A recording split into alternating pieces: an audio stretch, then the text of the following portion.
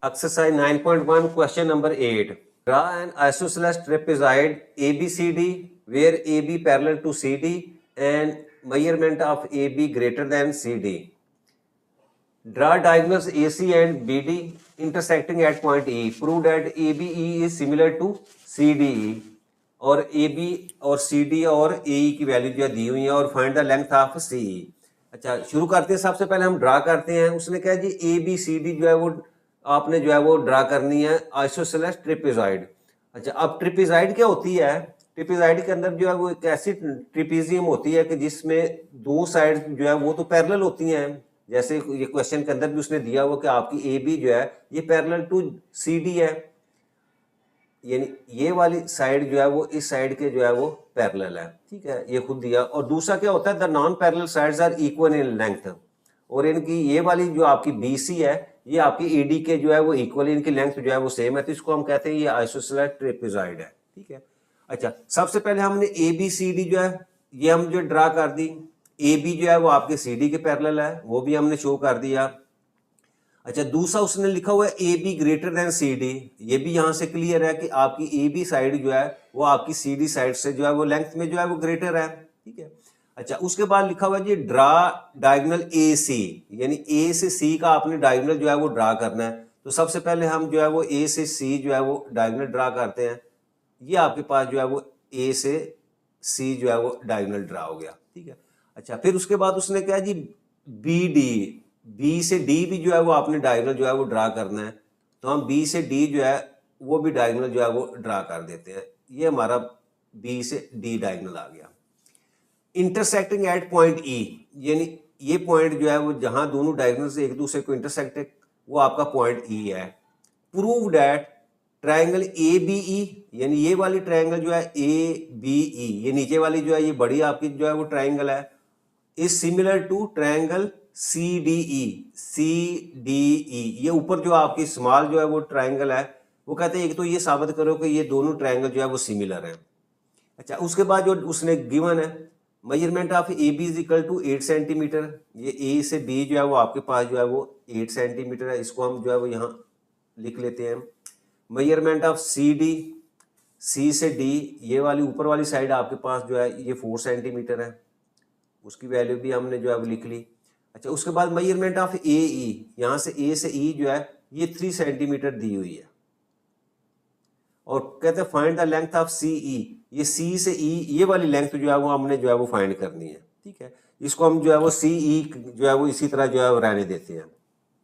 अच्छा, अब सबसे पहले जो है हम ये जो आपके पास नीचे वाली ट्रायंगल है इसको और ये ऊपर वाली जो ट्रायंगल सी डी ई है इसकी कोरस्पॉन्डेंस लेते हैं। तो मैं यहाँ लिखता हूँ इन ट्रायंगल ए बी ई, ये नीचे वाली जो बड़ी ट्रायंगल है आपके पास, और दूसरी आपके पास जो ट्रायंगल है वो ऊपर है जी ट्रायंगल सी डी ई। ठीक है, इसको भी लिख लेते हैं सी डी ई। अच्छा, अब देखिए इसमें आपका एक तो उसने दिया हुआ है कि मेजरमेंट ऑफ ए बी जो है ये parallel to measurement of C D के इक्वल है। ठीक है, ये आपकी दोनों साइड जो है उसने कहा हुआ है कि ये पैरेलल है। तो इसका मतलब क्या हुआ कि आपका ये जो एंगल ई बी ए, ठीक है, ये देखो ई बी ए ये वाला जो एंगल बन रहा है इतना सा, ठीक है, ये आपका किसके इक्वल होगा, ये ई सी डी के इक्वल होगा। ठीक है, यहाँ से ई सी डी इसके इक्वल होगा। ठीक है, इसको हम लिख लेते हैं कि measurement of angle E A B ये वाला ऊपर वाला, और ये इक्वल है आपका measurement of E C D के। ठीक है, ई सी डी के, और ये इसकी रीजन क्या है वो लिखे, अल्टरनेट एंगल है, अल्टरनेट एंगल्स।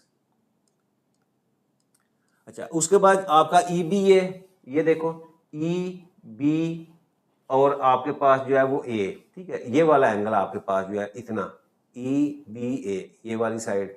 ठीक है, इसको मैं डबल लाइन से जो है वो, और ये किसके इक्वल है, ये ई डी सी के इक्वल है। ये देखें ई डी सी इसके इक्वल है। ठीक है, क्योंकि इसकी वजह क्या है कि ये दोनों आपकी जो है वो आपकी सी डी और ए बी पैरेलल है, तो ये दोनों जो है ये आपके जो है वो अल्टरनेट एंगल जो है बनते हैं। तो इसको भी मैं लिखता हूँ कि मेजरमेंट ऑफ ई बी ए, ये नीचे वाला एंगल जो है, ठीक है, ई बी ए, और ये ऊपर जो बन रहा है आपके पास जो है वो सी डी ई, इसको is equal to measurement of, इसको ई डी सी भी लिख सकते हैं। और इसकी रीजन क्या है, ये भी आपका जो है वो अल्टरनेट एंगल है, ठीक है।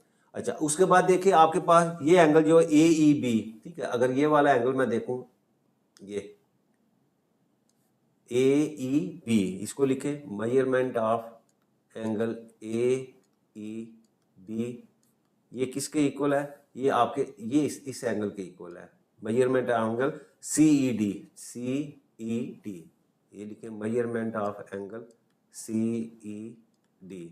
और इसकी वजह क्या है, ये वर्टिकल अपोजिट एंगल है, वर्टिकल अपोजिट एंगल, ठीक है। अच्छा, इसका मतलब क्या होगा, ये नीचे वाली जो ट्रायंगल है और ये ऊपर वाली जो ट्रायंगल है, ये दोनों जो है उनके तीनों एंगल जो है इस ट्रायंगल के और इसके ट्रायंगल के जो है वो तीनों आपस में जो है वो इक्वल है। तो इसका मतलब क्या हुआ, आपकी जो ट्रायंगल है ए बी ई, ये आपके सिमिलर है आपकी ट्रायंगल जो है वो सी डी ई, ठीक है। रीजन लिखनी चाहे तो यहाँ ये भी हम लिख सकते हैं कि आपके पास जो है वो ट्रिपल ए रूल है, ठीक है, यानी दोनों ट्रायंगल्स के तीनों एंगल जो है वो आपस में इक्वल है, तो इस वजह से दोनों ट्रायंगल जो आपकी सिमिलर हैं। Therefore corresponding sides are proportional. Measurement of A B, ये वह नीचे जो ये ए बी जो है इसकी कोरस्पॉन्डिंग रेशियो आपके पास क्या है, measurement of C D is equal to, अब बड़ी ट्रायंगल में आपके पास मेजरमेंट ऑफ ए ई जो है, measurement of A E divided by measurement of C E, जिसको हमने जो है वो साबित करना है। अब यहाँ जो है वो हम इनकी वैल्यू जो है वो पुट करते हैं, तो हमारे पास जो है ए बी जो है वो 8 के इक्वल है, 8 सेंटीमीटर के इक्वल है, और आपकी सी डी जो है वो 4 सेंटीमीटर के इक्वल है। इसी तरह ए ई जो है वो 3 सेंटीमीटर दिया हुआ है, और मेजरमेंट ऑफ सी ई जो है ये हमने जो है वो यहाँ से जो है वो इसकी वैल्यू निकालनी है। तो आप यहाँ से क्रॉस मल्टीप्लाई कर दें तो ये हमारे पास आ जाएगा जी 8 multiply by measurement of C E is equal to 3 multiply by 4, और measurement of CE that will be equal to 3 multiplied by 4 divided by 8। अब इसको सिंप्लीफाई करें, 4 1 जा 4, 4 2 जा 8, तो ये हमारे पास आ गई जी 3/2। और इसको फर्दर अगर हम सॉल्व करें तो ये मेरे पास वैल्यू आ जाती है 1.5 सेंटीमीटर, और ये है मेजरमेंट ऑफ CE। तो यही हमने जो है वो वैल्यू जो है वो फाइंड आउट करनी थी। Next is question number 9. A regular dodecagon has its side lengths decreased by a factor of 1 over square root of 2। ठीक है, डोडेकागोन उसको कहते हैं कि जिसकी ये साइड जो है वो 12 साइड्स हों। अच्छा, if the perimeter of the original dodecagon is 72, यानी ये देखें ये 12 साइड जो है वो शो की हुई है। अच्छा, अब कहता है कि इन 12 साइड्स की जो पेरीमीटर है, ये बाउंड्री की जो लेंथ है, या ये जो 12 इक्वल पार्ट्स हैं, इसको सम करें तो आपके पास जो है वो 72 सेंटीमीटर आता है। What is the side length of scale dodecagon. ठीक है, अब स्केल फैक्टर उसने यहाँ खुद ही दिया हुआ है कि आपके जो है वो लेंथ ऑफ स्केल डोडेकागोन जो है वो डिक्रीज होता है by the factor of 1 over square root of 2। तो सबसे पहले देखें यहाँ उसने ये दिया हुआ है जी, पेरीमीटर दिया हुआ है, तो हम यहाँ पेरीमीटर को P से रिप्रेजेंट करें तो वो हमारे पास आ जाएगा 72 सेंटीमीटर। अच्छा, अब डोडेकागोन जो है, अब उसकी जो नंबर ऑफ साइड जो है वो भी यहाँ लिख लेते हैं, नंबर ऑफ साइड्स ऑफ डोडेकागोन वो 12 होती हैं। तो अब सबसे पहले हम जो है वो किसी एक जो है वो साइड उसकी लेंथ जो है वो फाइंड करते हैं, लेंथ ऑफ ईच साइड, क्योंकि ये रेगुलर है, रेगुलर डोडेकागोन, तो इसका मतलब हर जो आपकी जो लेंथ है ईच साइड जो है वो सेम होगी। तो वो हम फाइंड करने हम टोटल जो उसकी पेरीमीटर है उसको अगर हम 12 के ऊपर डिवाइड कर दें तो हमारे पास जो है वो 6 सेंटीमीटर जो है वो एक लेंथ आ जाती है इसकी। अच्छा, अब फाइंड क्या करना है हमने, साइड लेंथ ऑफ स्केल डोडेकागोन हम यहां लिखते हैं साइड लेंथ ऑफ स्केल्ड डोडेकागोन, ठीक है।